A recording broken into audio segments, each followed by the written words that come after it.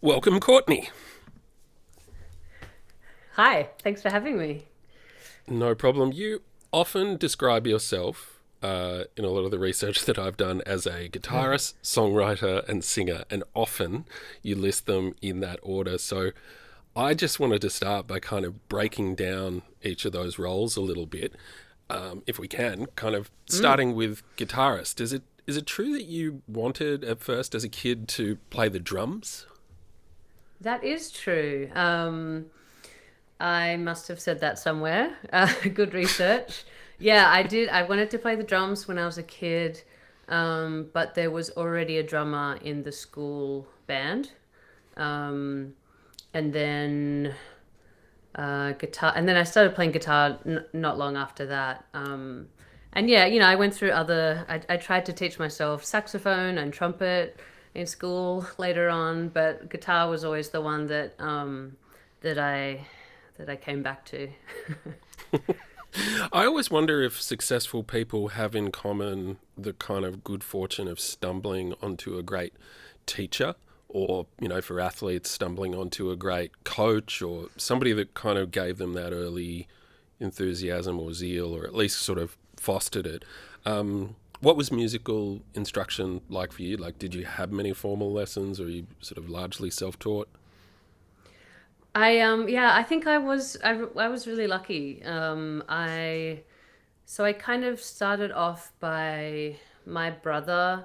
He's 4 years older than me, and him and his friends who lived across the road from us, they kind of showed me the basics.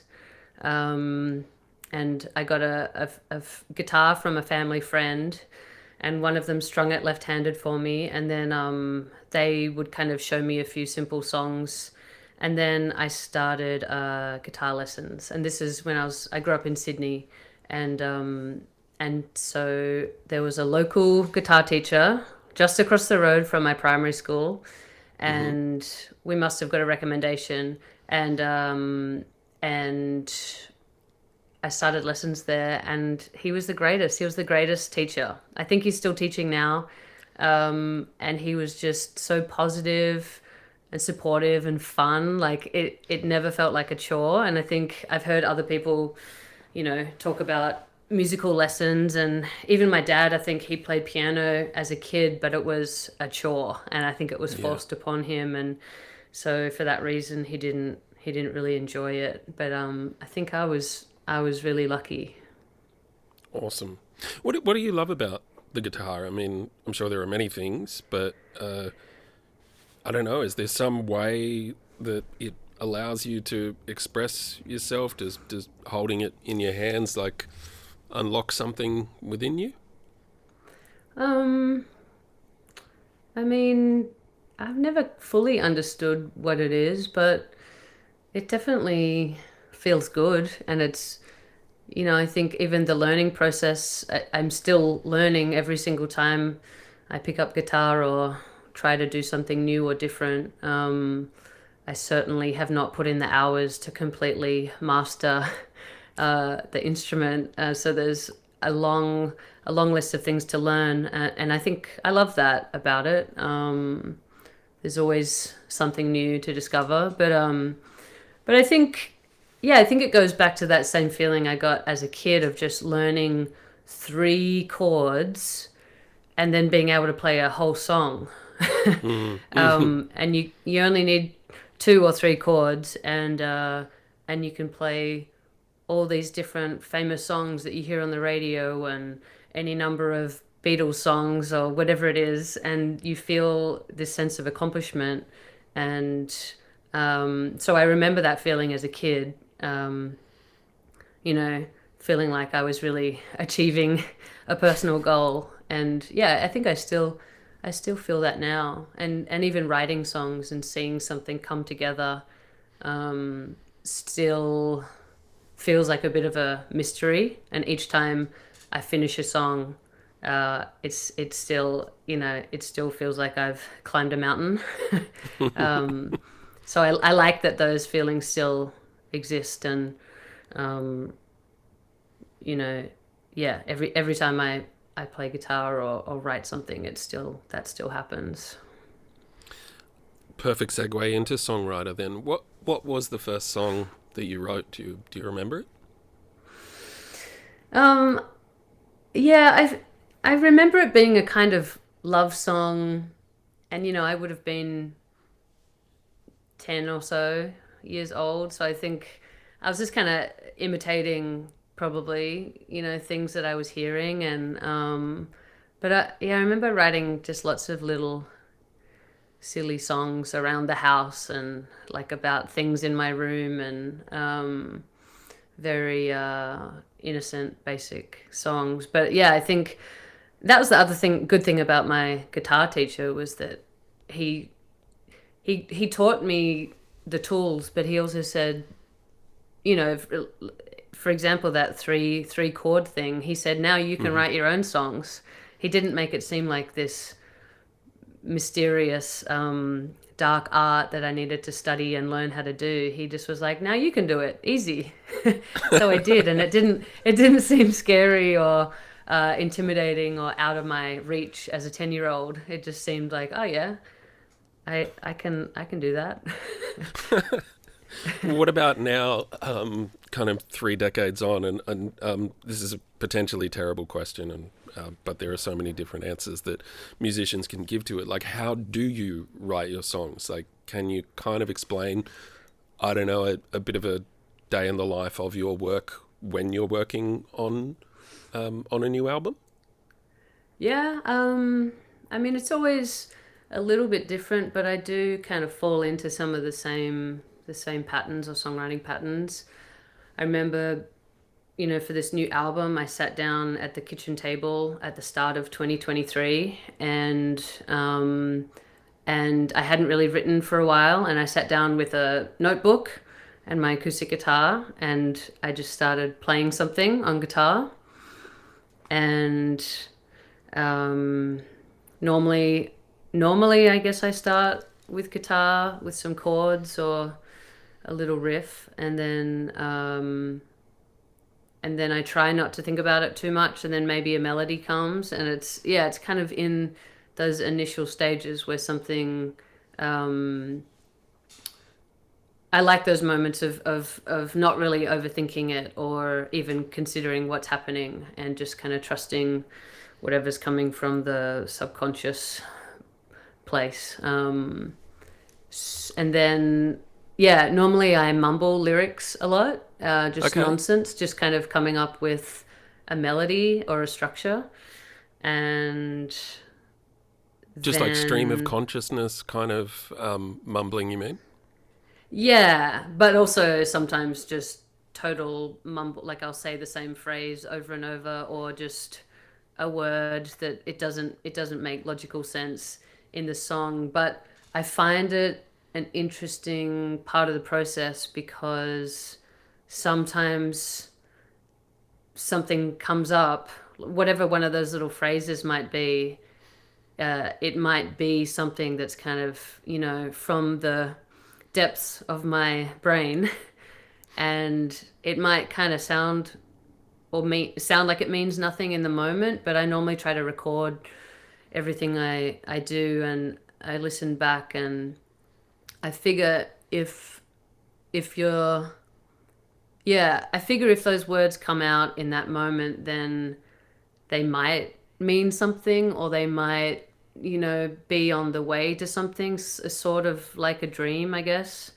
And I started a few years ago writing down all my dreams, even if they didn't seem interesting or didn't seem like they made sense. But I think it's the same concept of just kind of trusting your body and your brain to see what's hiding in there, and then to try to understand it. And that I think a lot of the songwriting process for me is trying to understand that initial little spark of an idea, and then the hard part then is sometimes trying to unravel that, or kind of study it in depth, and kind of analyze it or understand it. So sometimes that part takes a bit longer.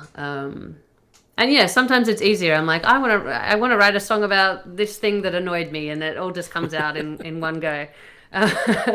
Those moments feel rare. I chatted to the Melbourne folk musician Husky Gawenda a year ago, and he was trying to explain his songwriting process, which kind of begins in a little room in his place in St Kilda, just sort of noodling around. But the thing he pointed out that sort of stuck with me was that he liked to start his day easily by picking up something that he had already begun from previous days. So it might be a voice memo that's on his phone, or a phrase that was stuck in his head for a few days, because it's so much easier when you're still getting going in the morning to not have to start from scratch, to sort of begin in the middle. Is that something you can relate to at all? Do you go that way as well? Yeah, definitely. I think sometimes that's really helpful. Even, like I'll flick through my notebook and find a phrase, or just find a journal entry that is not poetic or in song form, but I'll read it along to the chords I have. And it's always very awkward, and I'm glad that no one overhears me doing it, but there might be something that jumps out and it turns into a lyric, or it turns into a direction for the song. And I've done that a lot over the years. I guess the other way I write a lot is with a loop pedal. So I'll kind of come up with a chord structure. And I did this a lot on my first EPs, back in like 2012.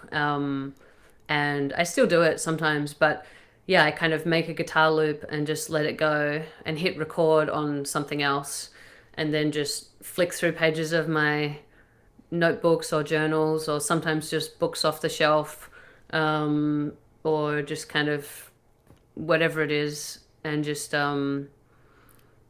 speak a lot, like sing along to the music. And and it's hard to explain, but it sometimes something really interesting comes out of it, and it's normally those unexpected things that that I kind of trust the most, because they're not coming from a place of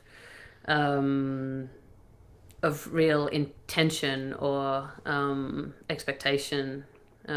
So I kind of trust their innocence in that way. Oh, it's amazing. I'm a process guy, so I love all this arcane, how the sausage is made stuff. It's amazing. I'm also just wondering about mood and experience. So when you see what's happening in the world right now, I mean, you're in Los Angeles, you're much closer to what's going on in kind of Trump's America. I don't know, is there any compulsion to sort of drive that experience into your art? Like, does any of that, I assume, fear or heartbreak about what's going on just inevitably end up in the music, or can you just silo yourself away from that and music be a kind of happy place for you? Like, I think I find it pretty difficult to silo myself away from that on an emotional level. And I think that's really hard to ignore. And musically or lyrically, I think sometimes I don't quite know the answer to that. It doesn't, I think it creeps in a way that's not really literal or obvious, but I think the kind of heartbreak or the overwhelm or the fear or whatever it is, it's all in there. But and sometimes over the years I've kind of tried to put those feelings into words or into songs, and they often just don't work. Or I can't find the words or the tone or whatever it is. It ends up just feeling like it doesn't meet the mark. It doesn't kind of rise to the occasion of what I want it to do or feel. And I think, again, it's kind of maybe kind of what I touched on before of having that really clear expectation or idea for what something is going to do. Like, I want to write this song to change this thing or change this person's point of view or create empathy in the world. And it's hard to put those feelings into words or song form. So yeah, I don't know if that answers the question, but I think no, it does. The emotions are in there, but not in a really literal or obvious sense. And I guess it's always a kind of challenge of, I wish I could write, a great uplifting powerful song in that sense that changed the world, but I think it's a lot harder to do. Well, it's probably very about. It's hard to stick the landing or make it work if it's contrived rather than organic, right? Just on that sense of overwhelm. So this is a slightly personal thing here. My wife says that she listens to Things Take Time whenever she's overwhelmed. Like, it gives her clarity, gives her calm. She actually describes it as musical medicine. You've been open in the past about kind of anxiety and therapy. Is songwriting, I'm just wondering, part of the way that you process your own emotions? Like, is it a therapeutic thing for you? Yeah. Your wife sounds great, by the way. So thank you. She'll be thrilled for those nice words. Yeah, I think it definitely is. And I find songwriting has always been a way for me to process ideas and to communicate. I think even when I was younger and I didn't completely understand that's what I was doing, or maybe that wasn't my intention, or I didn't realize. But now I think I see that now as I get older and as I kind of focus on songwriting more, and I guess having just written more songs as the years have gone on. And I think over time just becoming more interested and curious in the process. Like you said, I've also, especially the last few years, become really curious in my own, but different people's creative processes, but also the drive that keeps people doing what they do, and me. Like, why? I'm always wondering what I'm doing and why am I doing it. And I think that's good. I think that's a healthy thing to come back to and to check in on. Yeah, I think that songwriting, especially lyrically, I think it helps me process thoughts and emotions and conversations that I want to have with people. Writing letters to people that you'll never send them, but it's the act of kind of putting the words onto paper and getting the ideas out. Because you can, there's a big difference between thinking about things and overthinking it and just keeping it inside your head versus putting it onto paper or saying it out loud. Talk therapy or talking to friends, or I think it's all such a subtle difference, but they're all really those things actually do change how you understand and process things. And then singing them, of course, would be a totally different experience as well. Let's go to singing. Your voice is so distinctive and such a kind of trademark, and for many fans, I think just kind of inextricably linked with their idea of you. And yet it sounds like you were kind of a reluctant singer at first. You were shy about performing, or were you self-conscious about your voice? So I don't know the specifics. Yeah, I don't even know if I was self-conscious. I just grew up and I wasn't a singer. Like there were people that were singers and I was not one.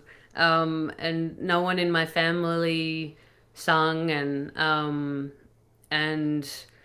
when I was young I did sports and I started playing guitar, but I didn't sing, and then I also, there's also, you don't even know it or learn it, but I just was I was self-conscious without knowing why or how. Um, and it's funny that so many of us feel that without really being told that. Yeah. Like I guess I mean, like it's not, that feeling doesn't come because we're expecting it. We're not expecting to be self-conscious or to feel vulnerable about our voices. It's kind of ingrained in us, and yeah, it's a funny thing to try to understand. It's kind of the body protecting itself because it's such a vulnerable act. But yeah, and then when I started school, I mean, I did choir and stuff at school, so I guess I did sing, but I would never sing by myself. And yeah, and then in school there were people that sung or took the solos or performed, and yeah, I guess I always just knew that I wasn't one of them. And then at some point, maybe when I started playing guitar more, I finally figured out how to sing and play guitar at the same time, which was a huge accomplishment. Oh my God, that sounds like, to a non-musical person, that sounds so hard. It's like the rubbing your belly while tapping your head thing. I have no idea how you do it. Yeah, that's what it felt like at the time. I was like, I'm never going to be able to do this. It doesn't make physical sense. You can't do these two things at the same time. And yeah, I think it was more just out of kind of curiosity. I was learning all these songs, and the versions I was listening to, had the vocals, and I wanted to kind of to sing along, and it was just fun. It was fun once I kind of achieved that goal of being able to do those two things. Then it was just this fun thing that I could do in my room, and I could sing the songs just like I heard them on the CD, and I really loved being able to do that. And then I don't think I really sung in front of anyone until I was kind of 18 or so. So, that's kind of 10 years after all of that. So how did you come to your style of sort of half talking, half singing, of allowing a kind of healthy dose of the Australian accent into your singing as well? Like it is a unique sort of style. I think that's just what naturally happened. I really didn't plan it or think about it. It was just how I sang. Yep. And how I still sing. And and that's, I guess that's why everybody's voice is so unique. I wanted to ask, what do you do sort of aside from music to stay grounded? Because I've read before that you've tried everything in the past, from sort of taking up pottery to surfing, and I remember you saying like that you took those up in some ways because it was humbling to be a beginner at something again. So I guess I was just wondering what, I don't know, the latest hobby or pastime is that you do to sort of disconnect from, being a rock star. Well, the humbling feeling probably came after, like that wasn't the intention to do the thing, but that was definitely the feeling that came from attempting the thing. But that is it's a nice feeling. I think some of them are just things that I've always wanted to do. Like when I was a kid, all I wanted was a guitar and a surfboard because the boys across the road, that's what they had. And I thought they were so cool. And I wanted to do that as well. And so every year for Christmas, I would ask for a guitar and a surfboard. And I eventually got a guitar, which is awesome. Um, and then yeah, so surfing's just one of those things I kind of always wanted to do, but no one was really in my life to show me how to do it. And so the other year I was like, I want to try to surf. It's why not?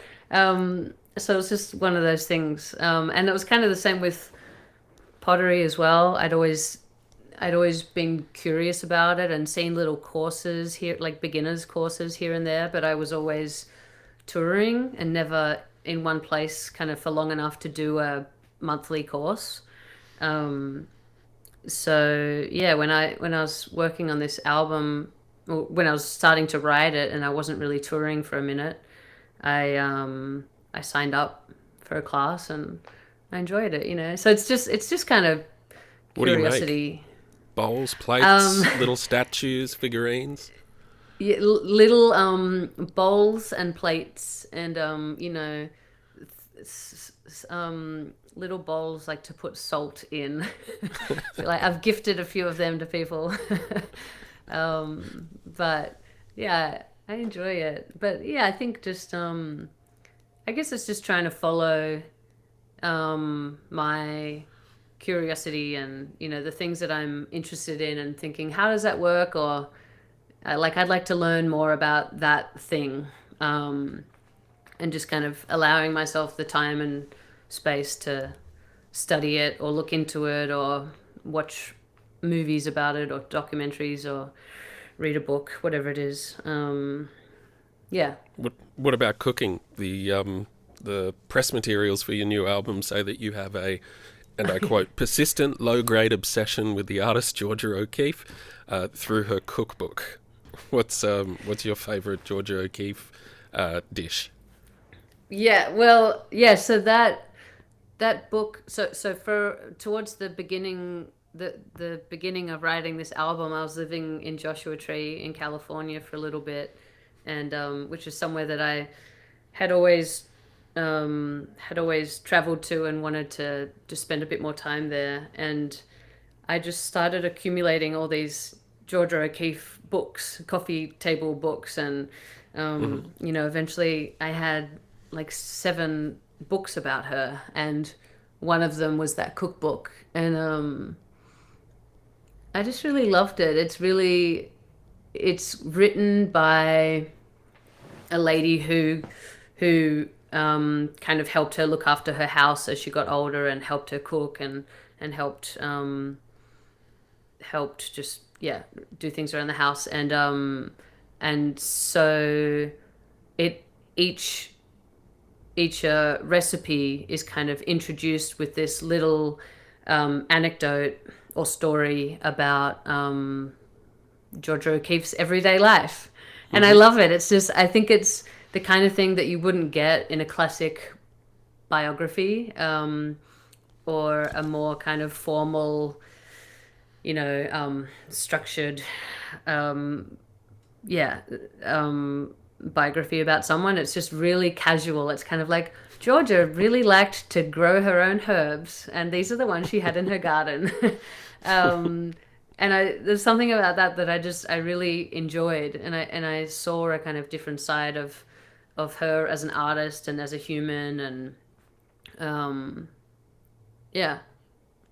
There was another little quote in some of those materials. I wasn't sure if it was related to the Georgia O'Keeffe book, but it's one that I think has meaning in your life. It was, happiness is temporary, but interest is continuous. Was that written by the lady who wrote O'Keeffe's cookbook, or was that something else that I've gotten wrong? I believe that she was quoting Georgia O'Keeffe. Yes. Okay. So yeah, that was written on one of the pages, and I remember yeah, I really liked it because I think I forget how the quote ends, but it's something about curiosity. Happiness is temporary, and yeah, curiosity is Continuous. continuous. That was it. Mm. And I really I think it just really spoke to me at the time. Just finally, people over the years have divined all sorts of feelings and intentions from your work, often picked up on, I don't know, malaise or masochism, but also affirmations and optimism. This album, the new album that is coming out on March 27, feels, or it felt on my first listen, largely positive or sort of free of angst. Does it, I mean, does it come from a good place, a different place than previous albums? Yeah, I think it does. I think, yeah, and I think each album is always going to come from a different place because it's years later or however long later. And yeah, I think it's each album I think kind of documents a time and a place and a number of conflicting feelings. Like I think nothing's ever going to be. This album certainly is more joyful, I think, and more positive and optimistic and all those things. But there's definitely elements of kind of sadness or darkness, but maybe they're just approached in a different way. And I think, yeah, I think it's every album will probably have those elements. But yeah, I think it's would be my dream to kind of continue to change and evolve and hopefully not do the same thing twice or at least learn from mistakes and um, yeah. But I do like that an album kind of documents a little era or a time. It's always interesting to look back and then also to continue to perform songs as years go on and see how the song changes meaning, 10, 15 years later. That kind of continues to fascinate me. Oh, I bet. Yeah. I mean, everybody Yeah. in the world has those moments where they play a song from an era in their life and it transports them back to that memory. But I can't imagine what that's like to actually perform a song that you wrote and have it take you back to that moment in time. Yeah. I think it's something that I am really grateful for. 'Cause it's weird. It's it's weird and wonderful. Like that's a very interesting place to I don't know, just an interesting thing to be able to witness and to kind of see this as I'm singing a song, kind of feel this 20-year-old version of myself. The people I was with, the place wherever I was, and it's kind of time travel. Yeah, it's Weird really and wonderful time travel. it's very weird and wonderful. Yeah. What a great thing to do for a living. Good luck with the album, Courtney, and thank you so much for joining us on Good Weekend Talks. Oh, thank you. Thanks for having me. It was really nice to talk to you.